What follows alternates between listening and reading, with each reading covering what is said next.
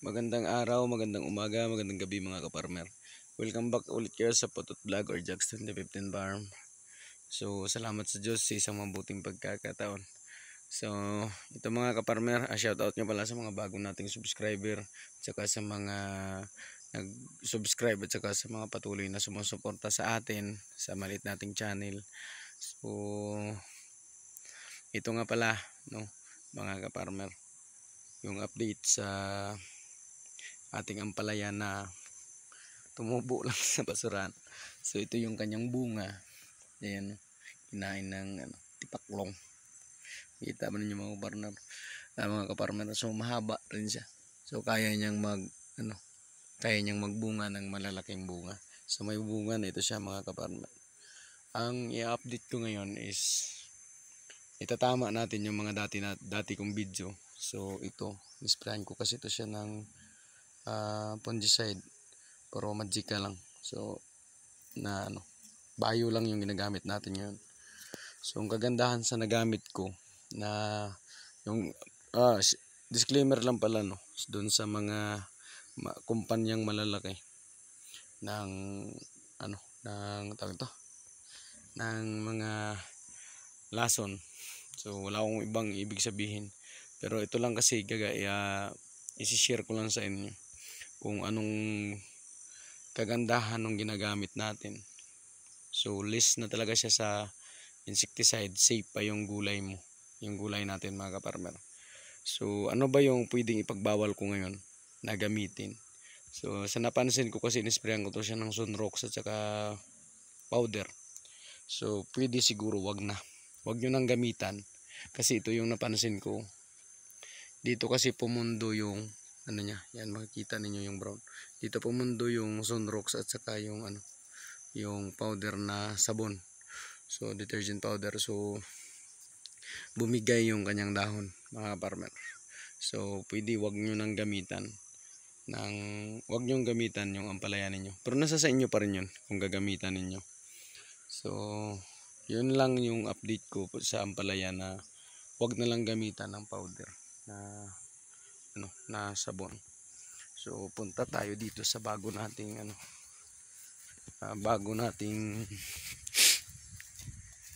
tanim. Yung punta tayo dito sa F1, so, sa Galaxy Max natin.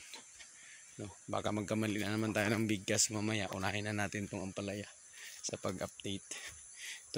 Ito nga pala yung yung ginawa ko sa aking, kasi medyo na tawag doon, parang nahirapan din ako magpaakyat. So ang ginawa ko, ito na lang. Sana makita nyo mga kaparmer, no. So yan, ito yung walling type na sinasabi ko. Yan, makikita ninyo. Pa-slide lang yung ating poste. Kasi dito na lang tayo maglalagay ng twine sa gilid hanggang dito. Hindi na tayo maglalagay dyan. Pero ito, malalagyan ko pa rin. Kasi mayroon ako ditong ilalagay na ibabahagi ko rin sa inyo. So, ibig sabihin ba yung pag puro na lang tayo lagay? Ibig sabihin, kung hindi ko lang to siya, kung wala lang akong idadagdag dito, ito na lang talaga siya, yung bala ko. At saka yung mga ganyan, dadagdagan ko pa ng itong maliliit na kuan ng kawayan, ng bayog man ito. So lalagyan ko pa yan ng mga malalaki na na may sanga. So hindi na ako gagamit sana ng twine, yun yung ibig kong sabihin. Tapos dito sa itaas, hindi na rin ako maglalagay ng twine sana. Kaso mayroon akong idaragdag dito na pang seeding, kaya kailangan ko maglagay dito sa itaas. Ang pinaka mga kaparmer, yung bakit ito yung naisip ko, kasi maisprehan to lahat. Dito mayroong road to 1 million din. Road to million din yung plano nito nila. Halos 1 hektarya bumagsak. Ang nagdali nun, white flies. Sunog lahat ng dahon niya, kagaya nung nangyari sa akin dito. Nag-advise na rin ako noon sa kanila. Sabi ko, advance na kayo kasi medyo malapad yan. Malawak yung inyong pampalayahan. Advance na kayo. Dapat bawat spray ninyo, lahat ng dahon ng ampalaya ninyo mababasa. Siyempre, tinanong tayo kaagad, ilang harvest ka ba doon sa'yo? Sabi ko, bumagsak ng mas maaga. Sabi nila, huwag kang mag-advise sa amin dito kung bumabagsak lang din sa'yo. Tingnan mo tong sa amin. Sabi na, ngayon bumagsak, nagtanong sila, ganyan ba nangyari sa inyo? Sagot ko sa kanila, simple lang. Sinabi ko na sa inyo. Yan yung yan yung tao. No? So ito ngayon mga kaparmer, babagi ko talaga. Least gastos to lahat yung ginawa ko. Naalala ko kasi nung maliliit pa kami, yung nanay ko nagtatanim at saka yung lula ko nagtatanim ng gulay. Pinapakuha kami nito. Itong mga kagingking man kasi to sa Ilonggo. Yung mga sanga-sanga lang ng kawayan. Marami naman yung na-harvest nila. Hindi naman nagkakasakit. So ito ngayon, sana makita nyo. Tawag nito ba? Paano no? Pag wala sa inyo yung ganito. Kasi pag tali lang yan, lagyan mo ng tali, ang dami-daming tali dyan sa gilid. Minsan kasi itong niya, itong vine niya, nasisira to ng ng tali. So ito na lang yung naisip ko na gawin, na paakyatan sa kanila. No, yun, hindi pa nalagyan mga kaparmer. Grabe talaga. Halos araw-araw ako nandito sa sakahan ko, pero iba-iba yung iba-iba kasi yung gulay natin, yung talong, pa yan, bunuhan pa yan. So yun nga pala, balik tayo doon sa balik tayo doon sa pag-uusap natin sa ating tawag dito, sa ating insecticide na ginagamit ngayon dito. Gaya nga ng nabanggit ko, disclaimer na lang doon sa mga may-ari ng kumpanyang malalaki. Ang tinitingnan ko kasi ngayon mga kaparmer is yung free harvest interval sa likod ng ng direction for use ng mga insecticide na ginagamit natin. Mayroon tayong mga insecticide dyan na tingnan ninyo sa likod niya. Tingnan nyo yung pre-harvest interval. Mayroon dyan 7 days. Mayroon nga dyan 28 days. Mayroon dyan. Tingnan nyo. Pag spray kayo ng spray ng ganyan, may bunga na. Sa inyo yun, nasa inyo yun. Pero yung sa akin dito, hindi na, at saka lang, pansinin ninyo, kahit anong spray ninyo ng mga insecticide na marami. Ang nangyayari, parami yung whiteflies. Nung nakaraan kong tanim doon sa kabila na sinasabi ko, na inisprayan ko ng chlorine yung dahon niya, kasi pinasok na yun. Ganito pa lang sila kalaki. Ganyan no. Ganito pa lang sila kalaki. Ang dami ng whiteflies dito sa likod. Yan o. Dami ng whiteflies niyan sa likod dati. Ngayon, wala ng whiteflies ito. Sa awa ng Diyos. Na ganito pa lang siya kalaki. Wala. Halos wala o. Yan. Halos walang Saka makikita mo yung dahon niya. Parang walang damage. Ba?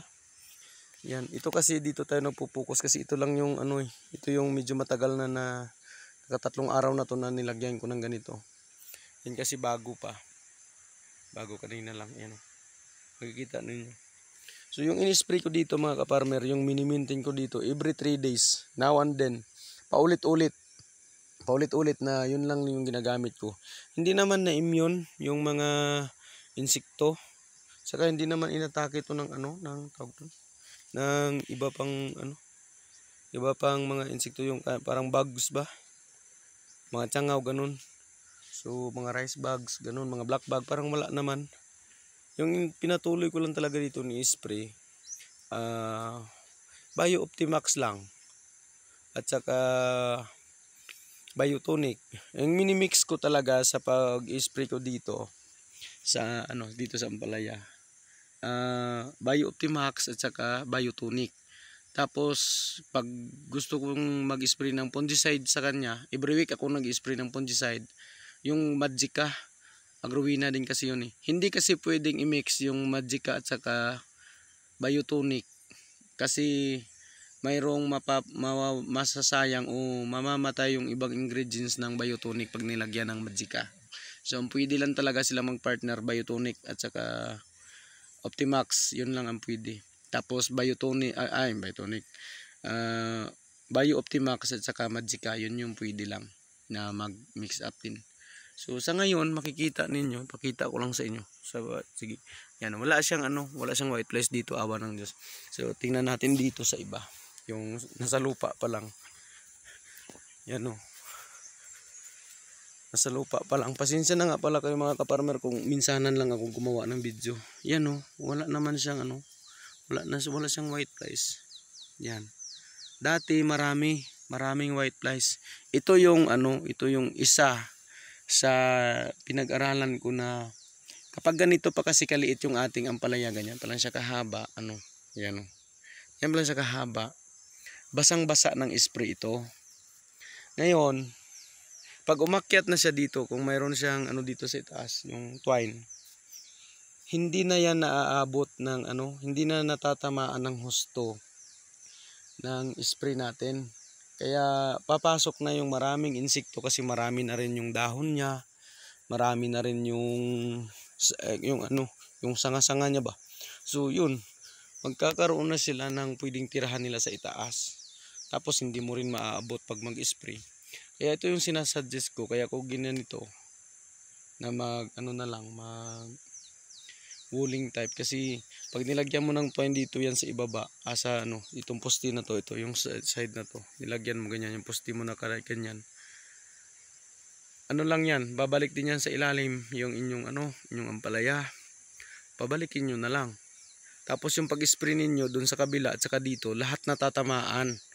So talagang mamimintin mo yung pag-spray ng natatamaan ng husto yung tanim mo.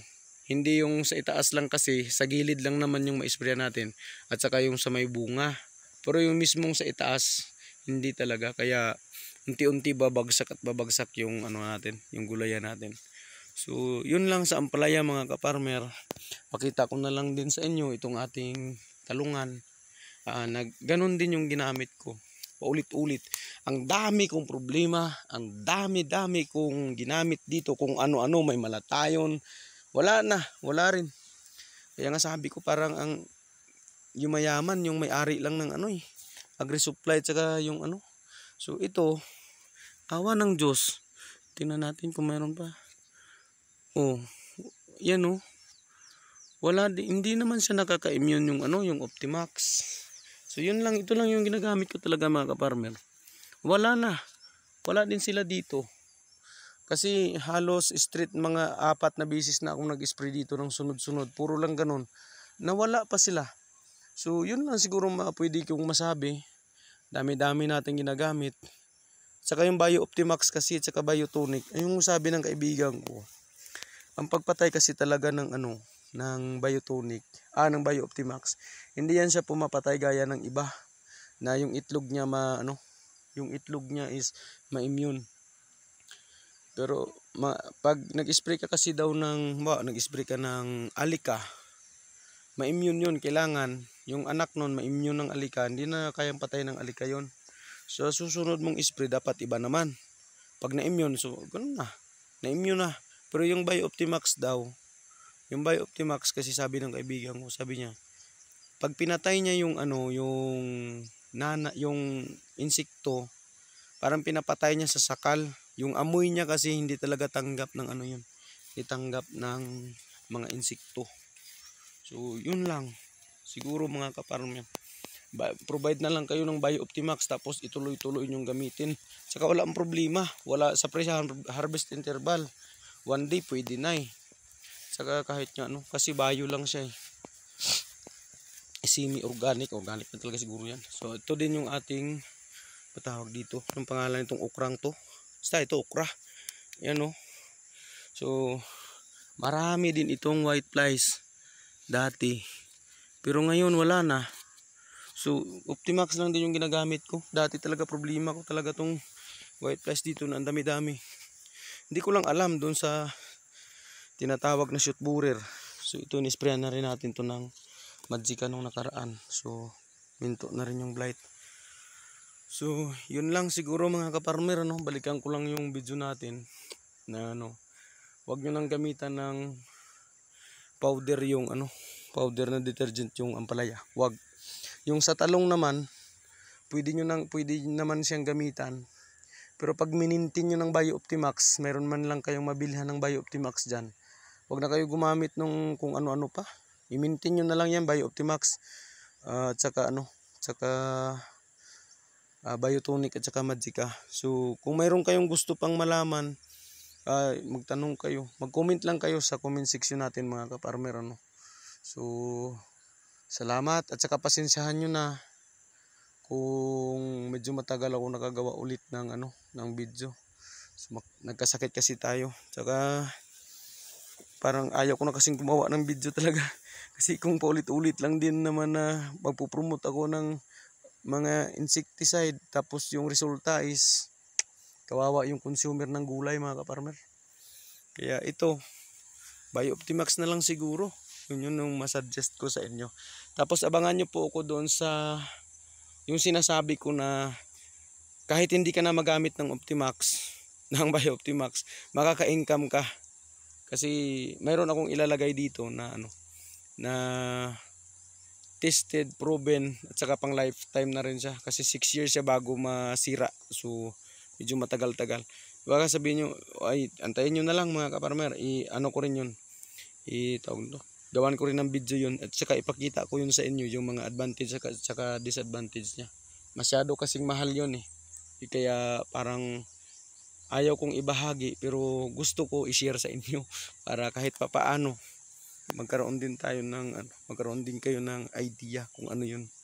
So sa ngayon mga farmer, yun lang siguro. Salamat sa muli na pagtuloy niyong suporta sa aking channel. Pasensyahan nyo na yung busis ko, medyo naging Elvis Presley, gawa nga ng inubo tayo ng 4 na araw na. So yung talong natin kawawa, hindi na wala kasing budget. Walang budget ang tao kasi nag-off bigla yung gulayan natin. So sa muli mga kaparmer, maraming salamat sa inyong patuloy na suporta at gantihin nawa ng Diyos ang inyong kabutihan sa aking channel mga kaparmer. Salamat sa Diyos.